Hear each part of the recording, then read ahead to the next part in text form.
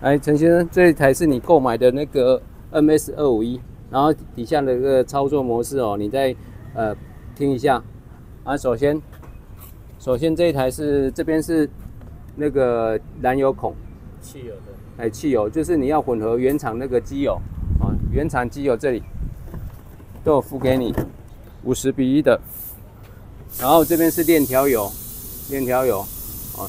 就这样啊，然后发动的话，一开始它这边有个，这边标示有，上面就是熄火，哦，关闭啊，然后主风门打开、半开、半关，哦啊，所以一开始我们冷车的话就是主风门全关，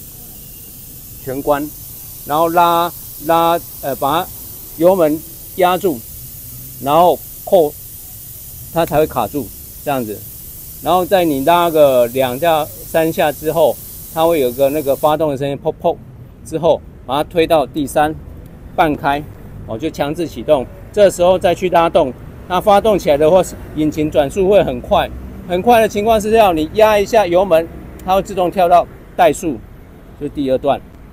怠速就是我们现在要使用的那一段，所以油门一加，它就可以开始聚了，然后再往上就是熄火。哦，就以上操作这样啊。如果有发动过了，就不要再用油门就不需要再关，也不需要半开哦，都不用，直接在 slow 第2段的位置 ，slow 第2段位置就可以了。然后我们现在来操作一次给你看哦。首先哦，油门全关第4段，然后拉。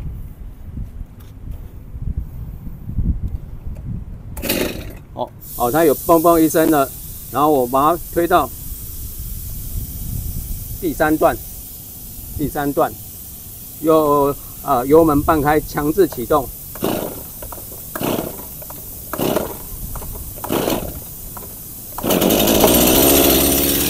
发动起来之后，油门压一下，它会跳到第2段，哦，就slow位置，这时候就可以开始用了。然后前面这边是刹车柄，的话，记得如果有锁住，就记得大力扳回来，这样就解决了。哦，就以上是操作的整个的操作模式。然后如果你已经有发动过了，就不要再 Q new 了，直接拉动就可以了。